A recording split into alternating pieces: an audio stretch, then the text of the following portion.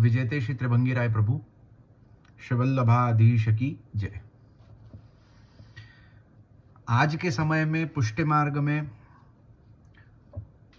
एक बहुत ही बड़ा विकार का विषय चल रहा है। उसके विषय में मैं अपने कुछ विचार एवं अपना विरोध स्पष्ट रूप से यहां प्रकट करना चाहता हूं। एक बहुत बड़ा विकारी विषय जो इस पुष्टि मार्ग में आज के समय गलत फहमियों की वजह से चालू कर दिया गया, उसको कहते हैं अंगीकार प्रथा।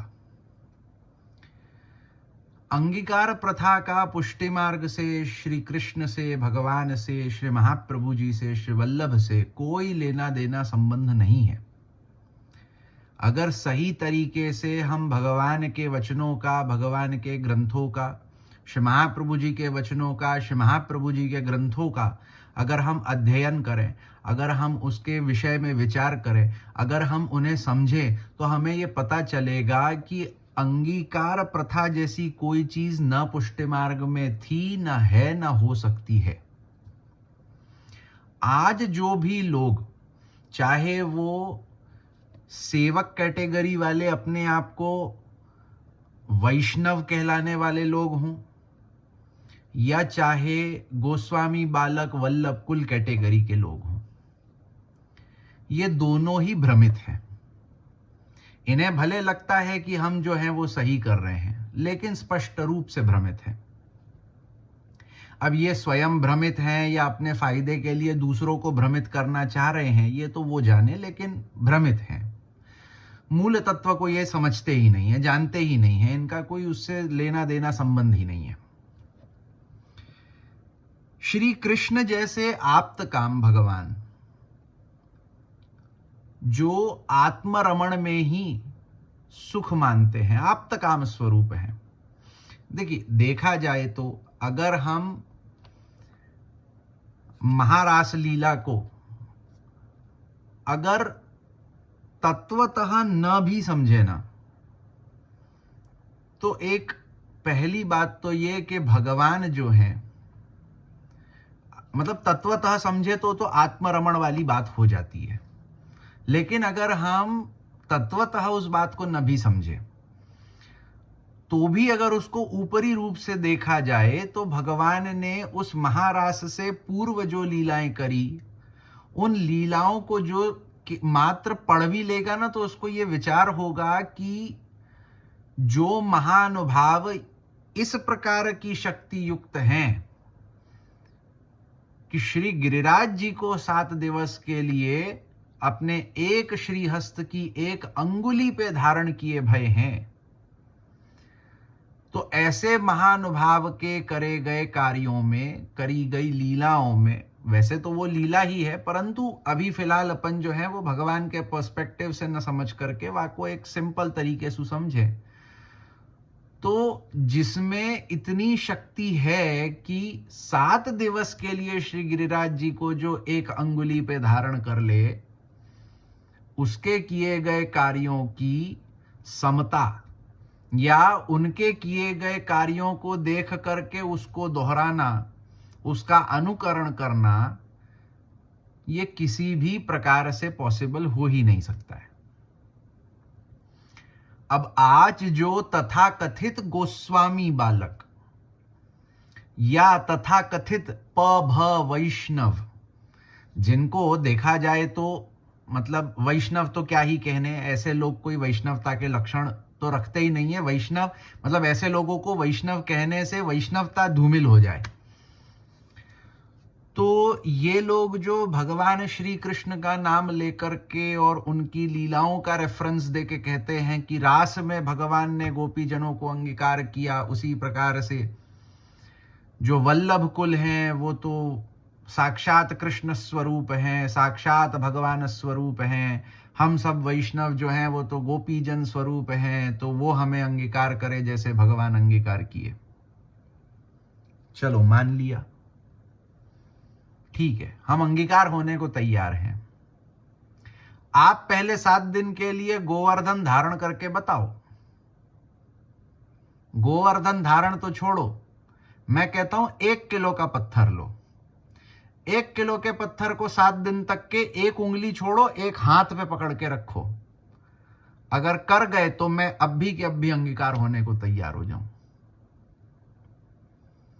जब भगवान के जैसी सामर्थ्य नहीं है, भगवान षडगुण धर्म युक्त हैं, ऐश्वर्य, वीर्य, यश, श्री, ज्ञान, वैराग्य। और आज के समय में चाहे तथाकथित गोबा हो या पभ हो, इन लोगों के पास ना ऐश्वर्य है, चलो वीर्य तो दिखा दो कम से कम पत्थर उठा के, वो भी नहीं है, यश भी नहीं है, श्री, जो श्री है वो भी दूसरों से मांग मांग के, खुद की मेहनत की तो है नहीं, दूसरों से मांग मांग के है। न वीर्य है, न यश है, न श्री है, ज्ञान की तो दूर दूर तक के कोई लेना देना ही नहीं है, क्योंकि कभी जीवन में महाप्रभु जी के ग्रंथों को खोल के देखे नहीं। अरे महाप्रभु जी के छोड़ो, भगवान की ही गीता जी को खोल के देख लेते, मात्र 18 अध्याय 700 श्लोक। जब उनको कभी खोल के नहीं देखे तो ज्ञान कहां से होगा। और वैराग्य का तो सवाल ही नहीं उठता, क्योंकि अंगीकार की जो ये लीला है, जो ये लोग प्रथा के नाम पे चलाते हैं, इससे तो वैराग्य कोसों दूर है। तो षडगुण धर्म में से एक भी धर्म स्थित नहीं है और अपने आप को कृष्ण क्लेम करते हैं। इतना अभिमान तो मैं कहूं इंद्र के पास भी नहीं होगा। इंद्र को अभिमान हुआ कि भाई मेरी पूजा बंद करी, तो भगवान ने उसको उसकी जो है वो स्थान बता दिया। अब मजे की बात यह है कि कम से कम चलो कुछ ना कुछ भगवान के अंश रूप में भी इंद्र के पास इतना ऐश्वर्य है कि वो स्वर्ग का राजा है। जो लोग इस इतने बड़े विश्व में, नारद पंचरात्र में एक बहुत सुंदर प्रसंग बताया है कि भगवान कृष्ण से एक महानारायण प्रगटे और उन महानारायण के प्रत्येक रोम कूप में, ये जितने रोम होए ना जहां से ये प्रगटे, इन प्रत्येक रोम कूप में महानारायण के, वो महानारायण भगवान कृष्ण से प्रगटे, तो वो महानारायण के प्रत्येक रोम कूप में एक क्षीर समुद्र है, जिसमें एक कच्छप के ऊपर एक शेष जी है और उन शेष जी के सहस्त्र फणों में से एक फण पे राई के दाने के समान एक सृष्टि है। उस एक सृष्टि में कितने करोड़ लोग हैं, जिसमें से आप एक वैष्णव या एक गोस्वामी बालक हो। और ये प्रकार की भावना रखना कि हम ही साक्षात कृष्ण हैं, बहुत ही आश्चर्य की बात है। मतलब इतना ओवर कॉन्फिडेंस मैं कहूं इंद्र के पास भी नहीं था। भाई इंद्र ओवर कॉन्फिडेंस कर रहा है स्वर्ग का राजा हो करके, आप करोड़ों में एक चेंटी बराबर हो, और इतना ओवर कॉन्फिडेंस कि हम ही श्री कृष्ण हैं। और उसके बाद में हम ही श्री कृष्ण हैं बोलने के बाद में फिर श्री कृष्ण की लीलाओं का एकदम गलत प्रकार का अर्थ करना, और उस गलत प्रकार के अर्थ को लेकर के लोगों के दिमाग में गलत भ्रमणा को भरना, और उस भ्रमणा से जो है वो अपने विषय की पूर्ति करना। मैं कहूं कि अगर गीता जी में भगवान ने जो आज्ञा करी है, चाहे कर्म योग में देख लें, चाहे पुरुषोत्तम योग में देख लें, चाहे भक्ति योग में देख लें, भगवान वहां कहते हैं कि मुझे वही प्राप्त कर पाएगा जो विषय भोगों का त्याग करेगा। ज्ञान योग में भी क्या बताया है, कर्म योग ज्ञान योग यही बताया है। भाई ज्ञान योग में एक प्रकार ये है कि आपको विषय भोगों का त्याग करना है, उसके द्वारा आप जो है वो अपने आत्मस्वरूप का ज्ञान करें।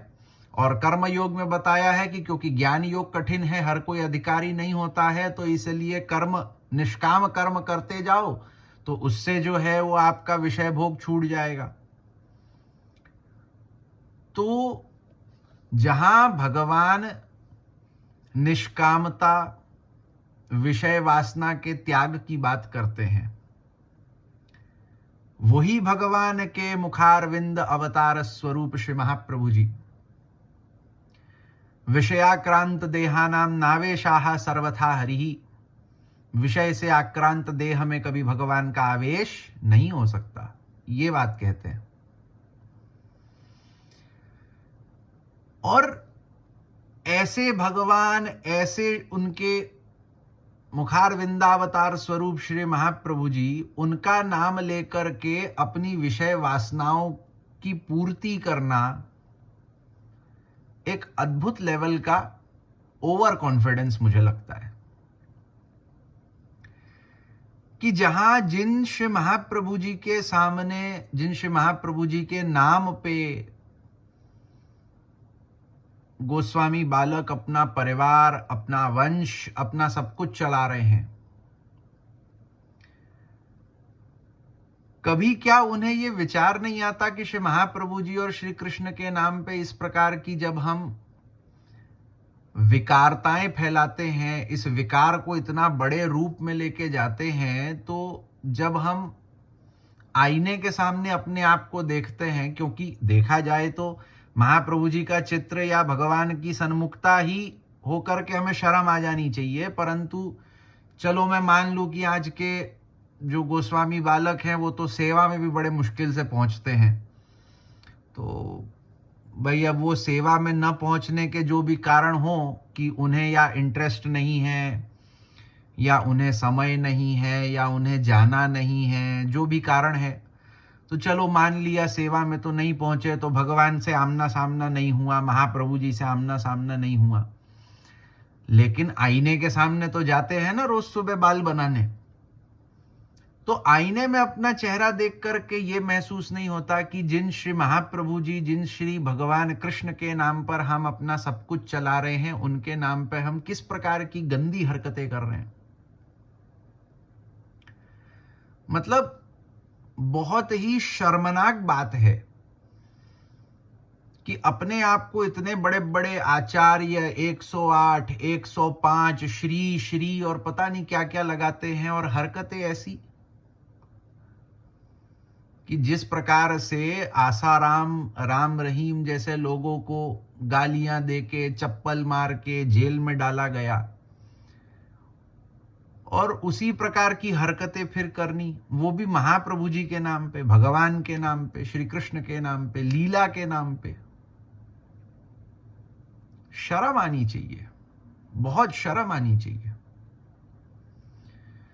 कि जहां पे भाई हमारे लिए, हमारे संप्रदाय में, पुष्टि मार्ग में गाजर मूली का निषेध है। क्यों निषेध है? क्योंकि मनुस्मृति में कहा गया है।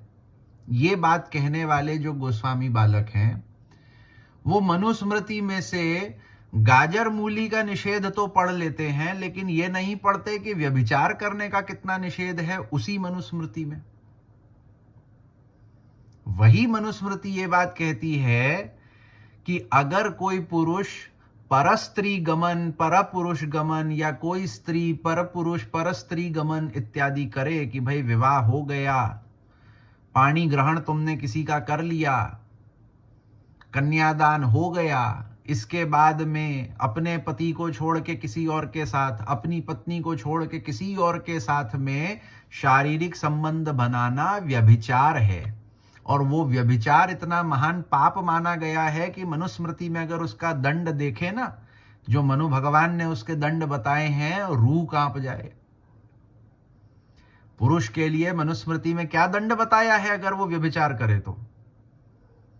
गरम लोहे के जो सरिया है ना, उसकी एक शैया बनाओ और उसके ऊपर उसको लेटाओ जब तक उसके प्राण न छूटे।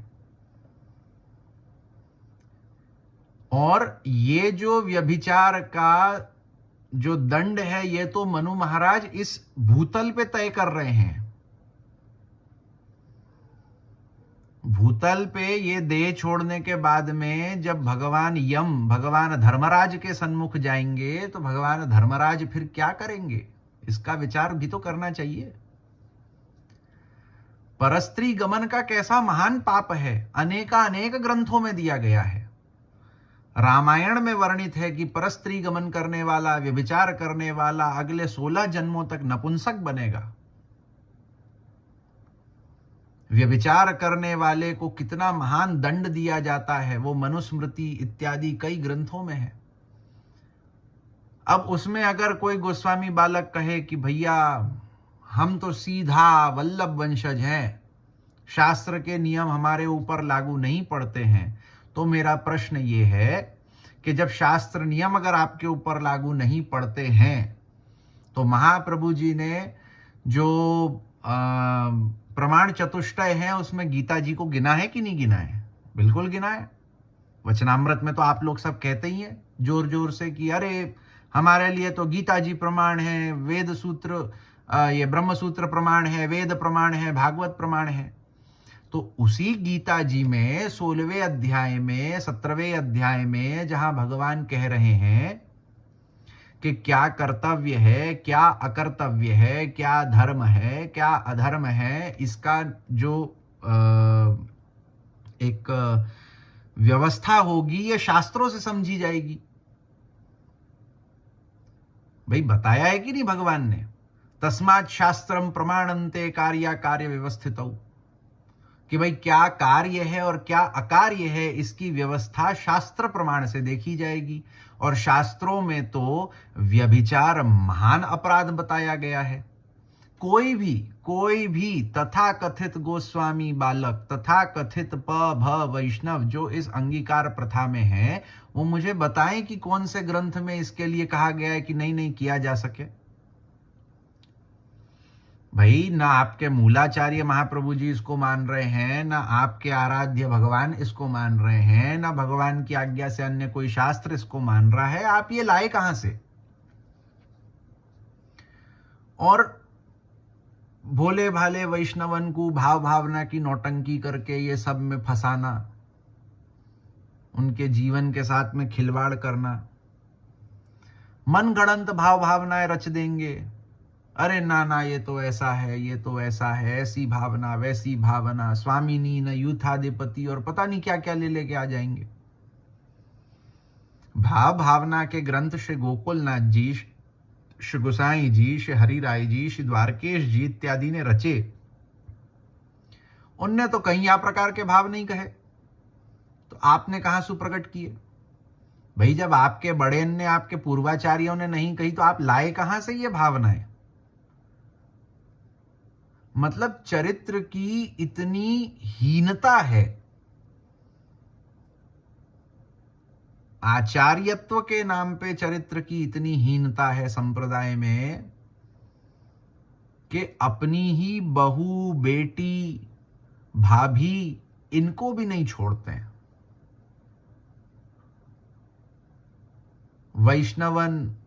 वैष्णवों में भी क्या स्त्री क्या पुरुष, बिल्कुल अपने आप को तैयार कर रहे हैं। अपने आप को क्या, मैं तो कहूं कि पहली बात तो संप्रदाय को, महाप्रभु जी के नाम को तो वैसे भी दरिया में धकेल चुके हैं, और स्वयं को जो है वो नरक में धकेलने के लिए बिल्कुल तैयारी है। किस प्रकार का पुष्टि मार्ग चल रहा है? क्या आप वैष्णवों को पुष्टि मार्ग बता रहे हैं? क्या आप वैष्णवों को श्री महाप्रभु जी बता रहे हैं? क्या आप वैष्णवों को श्री कृष्ण से मिलवाना चाह रहे हैं? अरे आपकी खुद की नैया डूबी पड़ी है, आप क्या किसी को कृष्ण से मिलवाएंगे? और ऊपर से मतलब क्लेम इतना बड़ा करना कि हमसे अंगीकार हो जाओ तो तुमको लीला की प्राप्ति हो जाएगी। कैसे? ये कौन सा लीला का टिकट है भैया कि जहां पर अंगीकार होने से, किसी के साथ व्यभिचार करने से, किसी अन्य पुरुष के साथ में जो है वो शारीरिक संबंध बनाने से लीला का टिकट मिलता है? ऐसी लीला मैं तो मानूं भगवान की तो नहीं हो सकती। भगवान की लीला विशुद्ध होती है, काम रहित होती है, विषय वासना रहित होती है। कुछ दिन पहले सब लोग जानते हैं एक सो कॉल्ड गोस्वामी बालक की चैट्स आई थी जिसमें स्वकीय परकीय का भाव बता रहे थे। मतलब मैं सोचता हूं वो ऐसे मन में अंदर से ग्लानि नहीं होती है कि हम स्वकीया परकिया का क्या भाव कर रहे हैं। कहाँ श्री स्वामिनी जी भगवान की स्वकीया, चंद्रावली जी हैं तो भगवान की ही स्वकीया परंतु परकिया भाव संयुक्त। वही श्री स्वामिनी जी साक्षात श्री महाप्रभु जी, वही श्री चंद्रावली जी साक्षात श्री गुसाई जी। और उसके इस प्रकार के भाव बताना कि पड़ोसी की बीवी और खुद की बीवी। अरे महाराज, आपको जितनी पड़ोसी की बीवी और खुद की बीवी करनी है आप करो, बेचारे भगवान और महाप्रभु जी को क्यों घसीटो। मैं कहूं कि कोई को वैश्यालय चलाना है, वैसे तो आज के समय में तो मैं कहूं कि गोस्वामियन की अधिकतर जो हवेलियां हैं वो तो वैश्यालय ही हैं, बहुत स्पष्ट रूप से, बिल्कुल स्पष्ट रूप से वैश्यालय हैं, जहां ये अंगीकार के नाम पे वैश्यालय पना ही चल रहा है।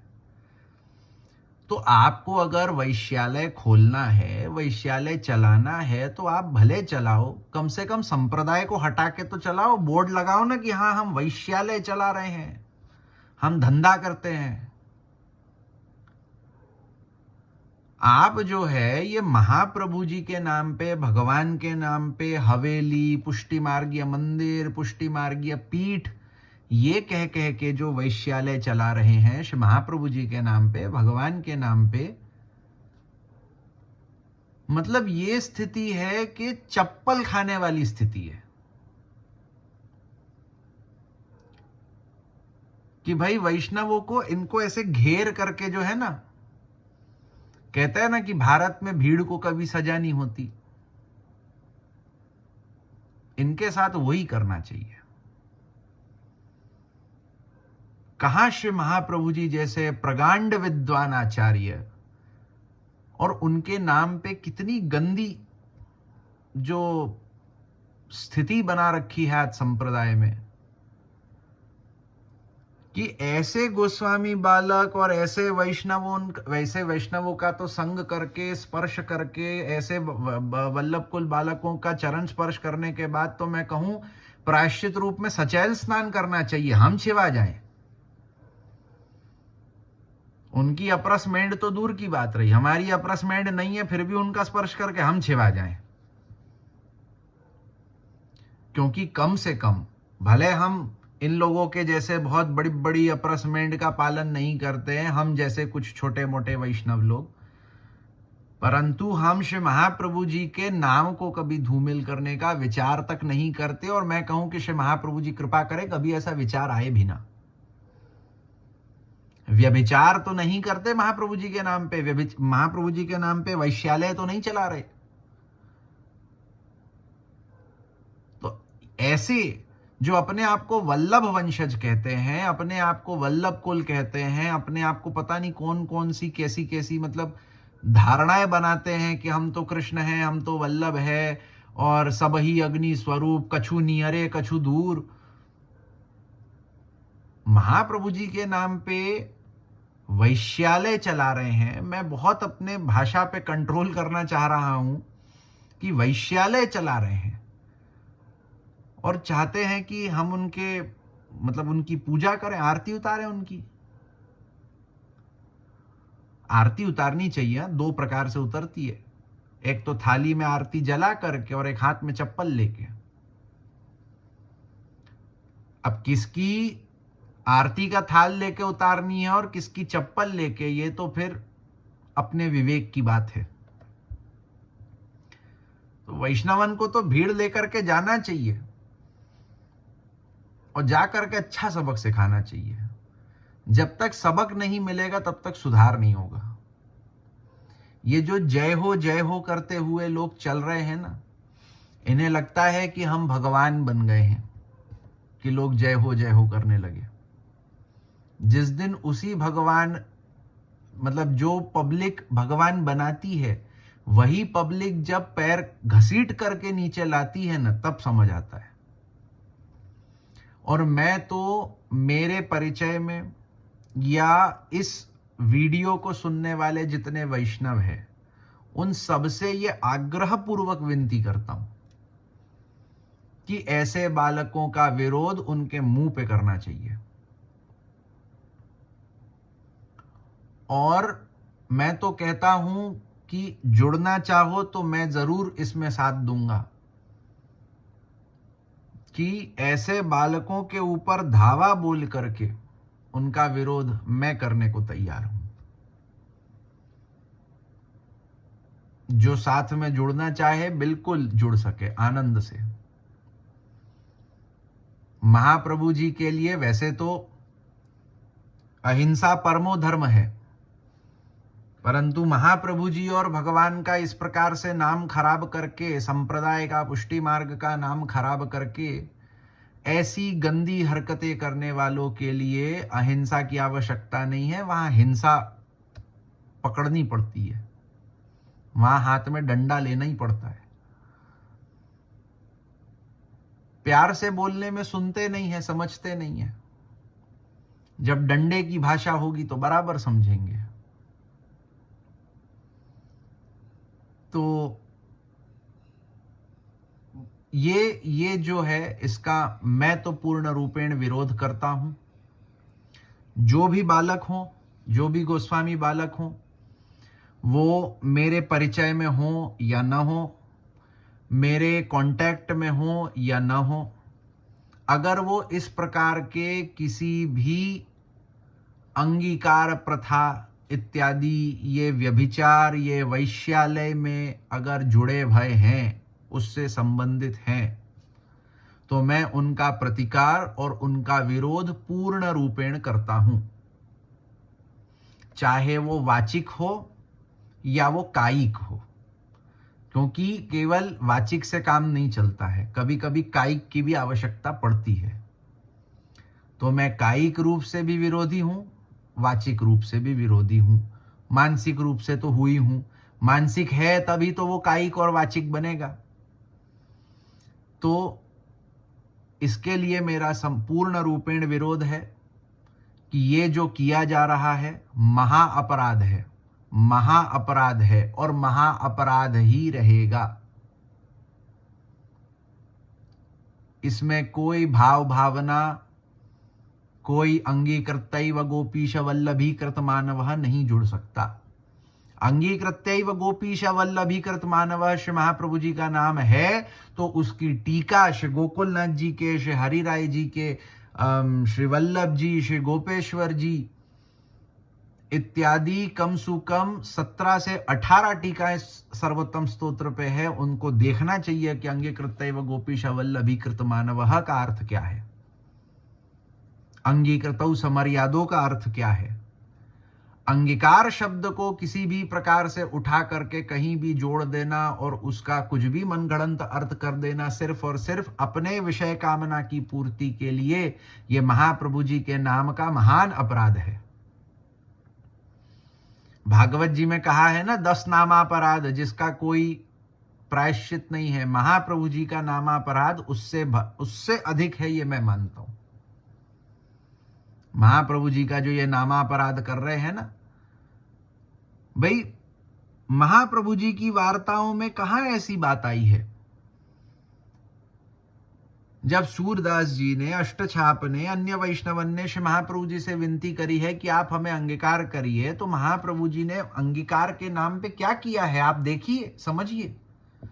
महाप्रभु जी अंगीकार के लिए क्या कर रहे हैं। महाप्रभु जी उन्हें ब्रह्म संबंध करा के उन्हें प्रभु के सन्मुख कर रहे हैं, उन्हें सेवा का ज्ञान दे रहे हैं, उन्हें सेवा में, भक्ति में आगे बढ़ा रहे हैं, उन्हें भगवान की सानुभावता प्रदान कर रहे हैं कि अंगीकार के नाम पे ये वैश्यपना कर रहे हैं कि इसकी पत्नी, उसकी पत्नी, इसका पति, उसका पति, इसकी बेटी, उसकी बहन। क्या है ये? क्या हमारे श्री महाप्रभु जी इतने इतने गए हुए हैं, मतलब इतने चरित्रहीन है श्री महाप्रभु जी, कि जो श्री महाप्रभु जी के नाम का सहारा लेकर के ऐसी चरित्रहीनता आप लोग करते हैं? अगर आपको लगता है कि महाप्रभु जी के नाम में, महाप्रभु जी के प्रसंग में ये चरित्रहीनताएं हैं, तो आप फिर किस हिसाब से महाप्रभु जी को जो है वो बहुत ही परम पुरुष और परमात्मा कहते हैं? क्योंकि चरित्रहीन व्यक्ति कभी परम पुरुष परमात्मा नहीं हो सकता है। और अगर महाप्रभु जी परम पुरुष परमात्मा है तो महाप्रभु जी चरित्रहीन नहीं है। आप चरित्रहीन है जो महाप्रभु जी के नाम पे ये ढोंग कर रहे हैं, ये पाखंड कर रहे हैं, ये धूर्तपना कर रहे हैं, दंभ से युक्त हैं, पाखंड से युक्त हैं।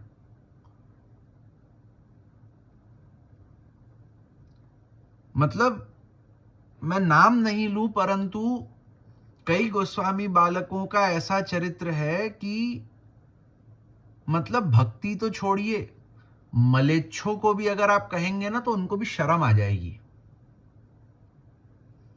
भक्ति मार्ग, भक्त, हिंदू, धार्मिक, ये सबको तो छोड़ दो, मलेच्छों को भी अगर कहोगे ना कि भाई एक आदमी अपने जितने भाई हैं, जितने कजिन्स हैं, उन सब की पत्नियों को जो है वो अंगीकार कर रहा है, या जो है वो जो भी उनके परिवार की कोई बहू बेटी है उनको अंगीकार कर रहा है, मलेच्छ भी शर्मा जाएंगे कि भैया हम मलेच्छ हैं लेकिन इतने बुरे नहीं हैं। ये अपने आप को हिंदू कहते हैं, धार्मिक कहते हैं, वैष्णव कहते हैं, आचार्य कहते हैं, वल्लभ वंशज कहते हैं, उसके बाद भी इतनी भयानक चरित्रहीनता करते हैं कि मलेच्छ भी शर्मा जाए। मतलब भगवान धर्मराज को भी विचार करना पड़ेगा कि अरे इनके लिए कुछ स्पेशल दंड हम कहां से लाएं भाई। भगवान ने विचार नहीं किया होगा, भाई भगवान ने जो दंड विधान बनाए हैं वो अपने विचार के अनुसार जो है वो कुछ जो भी पाप हो सकते हैं उनके अनुसार बनाए कि भाई कोई पापी है, महापापी है इत्यादि। लेकिन ये लोग जो लेवल क्रॉस कर चुके हैं, बेचारे भगवान धर्मराज कंफ्यूज हो जाएंगे कि इनको दंड कौन सा दें, क्योंकि भगवान के बनाए दंडों में तो इनका पाप है ही नहीं। इनका पाप तो वो सबके से ऊपर लेवल पे चल रहा है। मतलब इन लोगों के लिए कोई स्पेशल दंड विधान भगवान धर्मराज को बनाना पड़ेगा, ये परिस्थिति है। तो इतना महान जो ये घातक, संप्रदाय घातक ये जो कार्य चल रहा है, वो भी संप्रदाय के नाम पे, भगवान के नाम पे, लीला के नाम पे, महाप्रभु जी के नाम पे, भाव भावना के नाम पे, इस चीज को, इसका विरोध, इसको बंद करना, ये आज के समय की बहुत बड़ी एक आवश्यकता है प्रत्येक वैष्णव को, और खास करके जितने भी आज के जो नव युवान वैष्णव हैं, क्योंकि आगे संप्रदाय इन्हीं से बढ़ेगा। इनको इसको विरोध करना चाहिए। ये जय जय जय जय कृपानाथ करने से कुछ प्राप्त नहीं होगा। हम तो डूबेंगे सनम, तुमको भी ले डूबेंगे, ये वाली स्थिति हो जाएगी कि भाई जय जय कृपानाथ तो खुद ही डूब रहे और तुमको भी ऐसे साथ में पकड़ के लेके जाएंगे कि चल भाई दोनों साथ में यमपुरी को चलें, आनंद से भोगेंगे। पीछे जो है अजगर और चेंटी, आनंद ही आनंद। तो अगर आज के जो युवान हैं, जो युवा वैष्णव है, जो इस संप्रदाय में आ रहे हैं, आना चाह रहे हैं या आ चुके हैं, वो अगर इन चीजों से बचना चाहें तो ऐसे सो कॉल्ड गोस्वामी बालक, वल्लभ वंशज, सो कॉल्ड भाव भावना प्रकट करने वाले भगवदियों से बचें, इनका विरोध करें, इनको बंद करावें, इनका सपोर्ट करना बंद करें, इनके यहाँ जाना बंद करें। जब इनका विरोध होगा, इनके यहाँ लोग जाना बंद करेंगे, तब इन्हें समझ आएगा कि हम गलत कर रहे थे, हमें सुधरना चाहिए। तो इस प्रकार से मेरा विरोध इस विषय में सदा बना रहेगा। श्री महाप्रभु जी कृपा से जितना हो पाएगा मैं इसमें कार्य करूंगा। श्री वल्लभाधीश की जय।